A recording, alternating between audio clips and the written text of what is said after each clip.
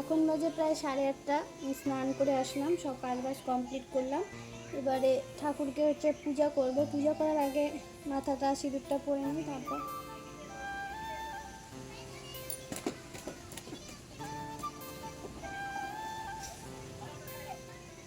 এখন এত গরম লাগে, সকাল সকাল স্নান করে নেওয়াই ভালো।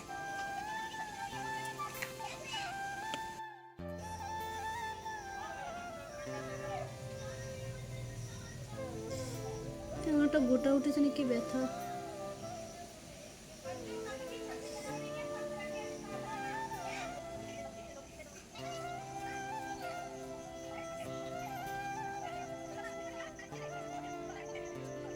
একটু তেল দেওয়া হচ্ছে। এরকম কার কার অবস্থা হয় কমেন্টে জানাবে তো। আমার দেখো এরকম অবস্থা, চুল একদম শেষ, উঠে উঠে।